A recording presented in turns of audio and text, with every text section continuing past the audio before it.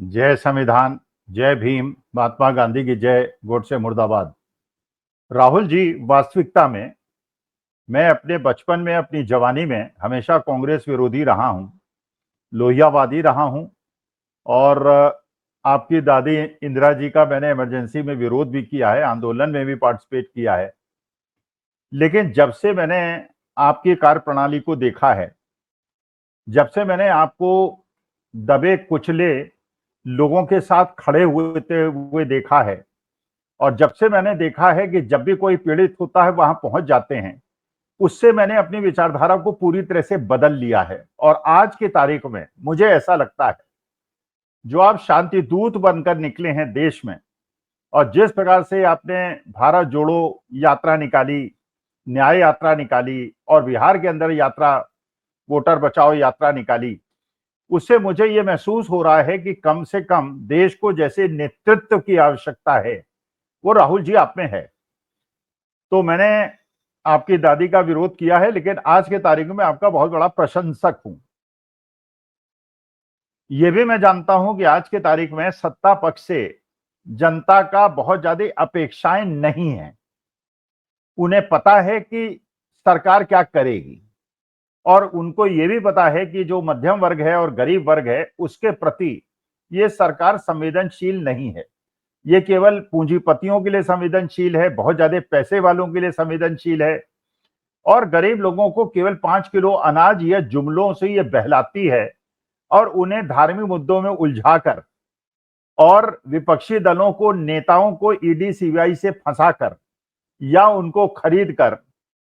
एक ऐसा माहौल बना देती है। और फिर चुनाव आयोग तो उनके साथ है ही। चुनाव आयोग भी जो करता है वो तो सबके सामने है। ज्ञानेश कुमार गुप्ता जी से जब वो पटना की मीटिंग में गए और वहां जाके उन्होंने प्रेस कॉन्फ्रेंस की, तो उन्होंने तो सोचा था कि ये इनकन्वीनियंट क्वेश्चन उनसे नहीं पूछा जाएगा, लेकिन दो पत्रकारों ने लगातार उनसे ये प्रश्न पूछा कि जहां देश के प्रधानमंत्री और गृह मंत्री जहां भी मीटिंग में जाते हैं, वो घुसपैठिए की बात करते हैं। आप ये बताएं ज्ञानेश कुमार गुप्ता जी, आपने एसआईआर करा ली, कई फेजेज में करा ली, आपके बीएलओज घर घर में गए, वहां जाके आपने, और आपका मकसद जो बताया गया था अमित शाह जी द्वारा और मोदी जी द्वारा और भक्तों द्वारा, कि इसका मकसद है घुसपैठियों को बाहर निकालना और बिहार को, बंगाल को, यहां तक कि दिल्ली को, मध्य प्रदेश को, राजस्थान और झारखंड सबको बदनाम किया गया। और बिहार क्योंकि सीमावर्ती राज्य है, नेपाल से उसकी सीमाएं लगती हैं, इसलिए माना गया था कि जो हमारे देश के प्रधानमंत्री और गृह मंत्री कह रहे हैं कि इसका मकसद घुसपैठियों को निकालना है, तो शायद वो सीरियस होंगे।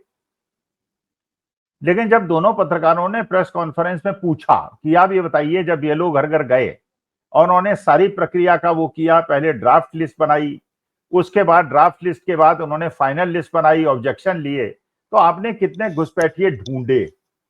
ये भी विवाद का प्रश्न आया कि जो देश के नागरिक नहीं है उनको पहचान कराना गृह मंत्रालय का काम है या चुनाव आयोग का काम है। कानूनविदों ने बताया कि ये गृह मंत्रालय का काम है, लेकिन आपके वकील ने सुप्रीम कोर्ट में कहा कि नहीं, ये चुनाव आयोग भी कर सकता है। तो जब ये दोनों लोगों ने, प्रेस कॉरेस्पॉन्डेंट्स ने वहां पे पूछा, पत्रकारों ने पूछा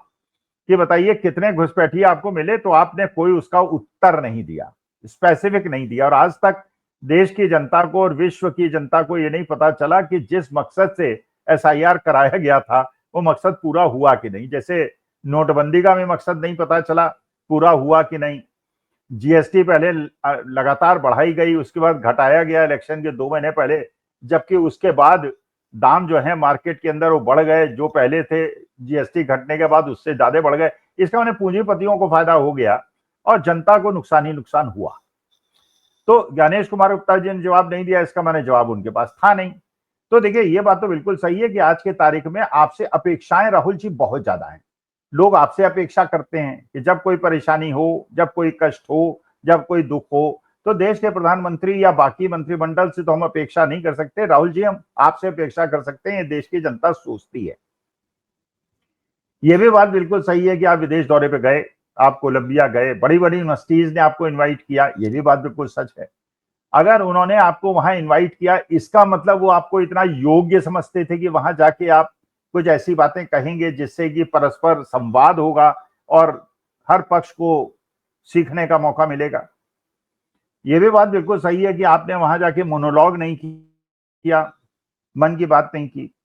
आपने टेलीप्रॉम्प्टर का यूज नहीं किया, लोगों ने आपसे प्रश्न पूछे, बिना हिचकते हुए आपने उनके प्रश्नों का जवाब दिया।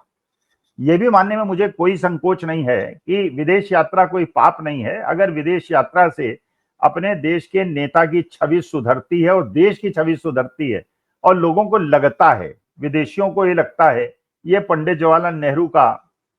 खानदान का व्यक्ति है और इंदिरा जी के खानदान और राजीव गांधी के खानदान का व्यक्ति है, तो जब तक आपसे इंटरैक्ट नहीं करेंगे तब तक उन्हें कैसे पता चलेगा कि हमारे देश के अंदर विद्वान लोगों की कमी नहीं और एक से एक बुद्धिमान जो हार्वर्ड और ऑक्सफोर्ड में पढ़े हुए हैं उनसे संवाद करने का उनको मौका मिलेगा।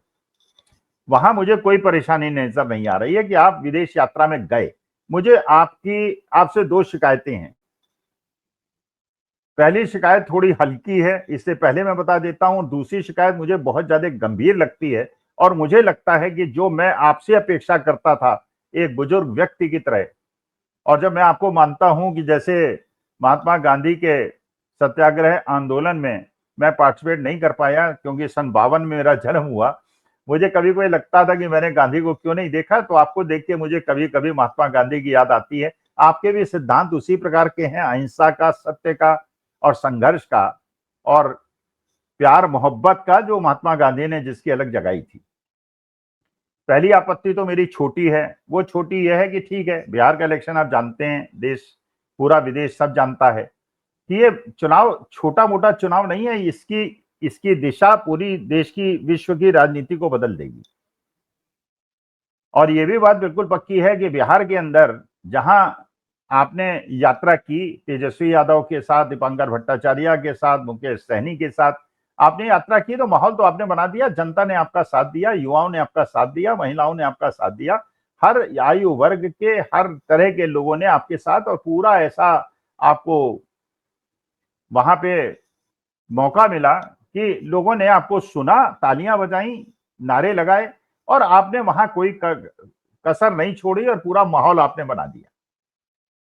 ये भी बात बिल्कुल सही है कि आपकी यात्रा के बाद तेजस्वी यादव ने एक यात्रा की, उन्होंने भी जो बचे हुए जनपद थे पूरे बिहार के, जहां भी यात्रा में नहीं जा पाए थे, वो यात्रा में गए। माहौल तो आज की तारीख में उन्होंने पूरा बना दिया। तो मेरा आपसे निवेदन ये था, पहला जो छोटा है, जो हल्का है, वो ये है कि भाई देखिए, विदेश यात्रा, मानी बात है कि उन्होंने आपको इन्वाइट इसलिए किया, वो समझते हैं कि आप एक अच्छे तथ्य उनके साथ प्रस्तुत करेंगे, अच्छी चीजें बताएंगे, उनको सीखने का मौका मिलेगा, आपको उनसे सीखने का मौका मिलेगा। वहां तक तो बात सही है, लेकिन ये जो आपने टाइमिंग नोट की है, जो आप गए हैं ये विदेश यात्रा में, ये तो 2 महीने के बाद भी हो सकता था, 3 महीने के बाद भी हो सकता था। ये बिहार इलेक्शन को छोड़ के आप गए, तो ये तो एक छोटी आपत्ति है, जिससे मुझे लगता है कि आपको ये जो समय आपने चूज किया, ये दूसरी बात है कि विश्व के अंदर आपकी छवि बहुत इंप्रूव हो गई है।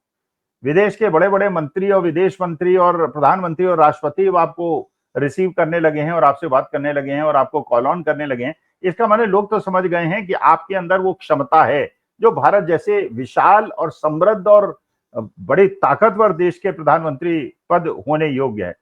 तो चलिए, लेकिन टाइमिंग पे मुझे समस्या, दूसरी जो सबसे बड़ी समस्या मुझे है, जिससे मुझे लगता था, क्योंकि अपेक्षाएं आपसे बहुत ज्यादा हो गई हैं, आशाएं आपसे बहुत ज्यादा हो गई हैं, जो आपको करना चाहिए था आपने नहीं किया, और शायद अगर आप यथाशीघ्र करेंगे तो ज्यादा अच्छा होगा। देखिए, आपको पता है कि आपके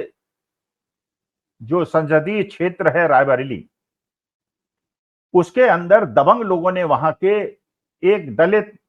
युवक को, हरिओम नाम के दलित युवक को पकड़ा, पीटा, उसे नंगा किया और उसकी जंघाओं पे ऐसे लठ मारे और इतना ज्यादा मारा कि वो आदमी बेचारे ने दम तोड़ दिया, हरिओम नाम के दलित व्यक्ति ने। लेकिन जो आप ध्यान दीजिएगा राहुल जी, और कांग्रेस के समर्थक और बाकी जो लोग समझते हैं और इससे जरा इसका विवेचना करेंगे, क्या मरते मरते वो आदमी राहुल जी आपको पुकारता रहा। इसका मतलब यह है कि आज जो देश का गरीब है, जो दलित है, जो पिछड़ा हुआ है, जो आज के तारीख में दबंगों के आतंक से परेशान है, वो राहुल गांधी आप में आशा की एक किरण देख रहा है। और जब वो ये पुकार रहा था राहुल राहुल राहुल, तो वो लोग पीटने वाले थे, वहां से उन्होंने कहा कि हम बाबा के आदमी हैं और राहुल को पुकारने से यहां कुछ नहीं होगा। इसका माने ये बाबा योगी आदित्यनाथ हैं, उनका आतंक इतना ज्यादा हो गया, उनके दबंगों का आतंक इतना ज्यादा हो गया है कि वो रायबरेली क्षेत्र में राहुल के कार्यकर्ताओं को खुलेआम नंगा करके पीट सकते हैं, मार सकते हैं, और ये कह भी सकते हैं हम बाबा के आदमी, हमें चिंता नहीं पड़ता। और ये वही लोग हैं जिन्होंने आगरा के अंदर रामजी लाल सुमन, जो एक बहुत बड़े दलित समाजवादी पार्टी के राज्यसभा सांसद हैं, पहले लोकसभा के भी सांसद रह चुके हैं, उनके घर के ऊपर जैसा आक्रमण किया था और पूरा एक प्रकार का आतंकवादी आक्रमण किया था, और उनपे जिन लोग उनके घर पे चढ़े थे और दुर्व्यवहार किया था, आज तक उनपे कोई कार्रवाई नहीं हुई। तो अगर अपनी दादी से सीखते, इंदिरा जी से सीखते, जैसे वो बेलछी चली गई थी जब दलितों पे अत्याचार हुआ था, अगर आपकी क्या मजबूरी है, क्यों आप वहां से नहीं आ पाए, आई डोंट नो। ये भी मुझे पता है कि आपने फोन पे उस परिवार के लोगों से बात की है, आपने परिवार के लोगों को आश्वासन भी दिया है, क्योंकि जो हरिओम नामक दलित व्यक्ति है वो कांग्रेस का कार्यकर्ता था, कि हम सामाजिक न्याय में लड़ाई लड़ेंगे और आपके साथ खड़े रहेंगे। और मैं ये भी जानता हूं जब आप लौट के आएंगे, उस परिवार के पास जाएंगे, उनसे मिलेंगे और उसके बाद उसकी मदद भी करेंगे और उन्हें एस्टेब्लिश करने और खड़ा करने में भी मदद करेंगे। लेकिन अगर आप अपने विदेश यात्रा को छोड़ आते और सीधे रायबरेली चले जाते, उस परिवार के साथ खड़े हो जाते, जैसे आपकी दादी बेलछी गई थी हाथी के ऊपर चढ़ के, क्योंकि बरसात बहुत ज्यादा थी और वहां गाड़ी नहीं जा पा रही थी, तो आज के तारीख में जो लोग आपसे अपेक्षा करते हैं, जो आशा की निगाह से राहुल जी आपकी तरफ देख रहे हैं, उनको एक संतोष मिलता। आप जाएंगे 4-5, जब आप विदेश यात्रा से लौट आएंगे तब आप जाएंगे, ये मुझे पूरा विश्वास है। उस परिवार को हाथ भी पकड़ेंगे, उसका साथ भी देंगे। लेकिन अगर आप तुरंत यात्रा को छोड़ के आ जाते, जैसे मोदी जी ने कहा था कि मुझे डोनाल्ड ट्रंप ने बुलाया है खाने पे, लेकिन मैं इसलिए नहीं गया कि मुझे बिहार जाना है, वो इमोशनल कार्ड प्ले करते हैं। जबकि वास्तविकता ये है, वो अमेरिका इसलिए नहीं गए थे डोनाल्ड ट्रंप के साथ खाना खाने, क्योंकि वहां पे जनरल मुनीर, जो पाकिस्तान का जनरल है, वो वहां ऑलरेडी बैठा था, और ट्रंप की ये चाल थी कि जब मुनीर वहां बैठा हो तो आपको बुलाए और दोनों के साथ फोटो शूट करके आपको बदनाम कर दे। वो तो मोदी जी ने बुद्धिमानी का काम किया था, लेकिन कारण कुछ और था और उसका जस्टिफिकेशन कुछ और बता दिया था। लेकिन राहुल जी, आपसे अपेक्षाएं बहुत ज्यादा हैं। आप एक जीव हैं, अकेले संघर्ष कर रहे हैं। बाकी कांग्रेसी शायद उतना संघर्ष नहीं कर रहे जितना ज्यादा उनको करना चाहिए। तेजस्वी भी संघर्ष कर रहे हैं, अखिलेश भी संघर्ष कर रहे हैं। लेकिन अगर आपने ये थोड़ा सा भी यात्रा को रोक कर अगर आप उस हरिजन दलित युवक के परिवार से जाके मिल लेते, तो इससे देश के अंदर जो दबे कुचले लोग हैं, जो आपकी तरफ आशा की निगाह से देख रहे हैं, उनको बहुत ज्यादा ताकत मिलती, संबल मिलता। तो मेरा निवेदन है, थोड़े से पॉलिटिशियन बनिए। आप एक बुद्धिमान आदमी हैं, इकोनॉमिक्स के बारे में आपको ज्ञान है, इंटरनेशनल अफेयर्स के बारे में आपको ज्ञान है, गरीबों की समस्याओं के बारे में आप ज्ञान है। लेकिन जो पॉलिटिकल मैन्यूवरिंग आप बीजेपी से अगर न भी सीखें, कम से कम आज के तारीख में जब बिहार का इलेक्शन इतना महत्वपूर्ण हो गया है, अगर उस पर यह अब आप कर लें, कृपा करके जब वापस आए तो रायबरेली के उस परिवार के पास जाएं, उसका हाथ पकड़ें, उसका साथ दें। और इस प्रकार से गरीब और कुचले लोगों पे जब भी कोई अत्याचार भारतीय जनता पार्टी की तरफ से हो, तो आप कृपा करके, और इसमें देश के लोग आपके साथ खड़े होने के लिए तैयार हैं, क्योंकि हमारे लिए मातृभूमि भारत माता से बड़ी कोई चीज नहीं है। और हमारे देश के 142 करोड़ लोग हम एक परिवार हैं, और दबे कुचले गरीब लोगों पर इस प्रकार से गुंडई दबंग लोगों की सहन योग्य नहीं है। वरना इससे ऐसा ही तो अंग्रेजों के जमाने में होता था, जो आज के तारीख में हम देख रहे हैं। ऐसा न हो, इसके लिए कृपा करके थोड़ा सा एक इंटेलेक्चुअल व्यक्ति, एक बहुत अच्छे व्यक्ति, प्यार करने वाले व्यक्ति, मोहब्बत करने वाले व्यक्ति के साथ साथ थोड़ी सी जो मैनवरिंग है उसको भी सीख जाएं। नमस्कार, धन्यवाद, प्रणाम।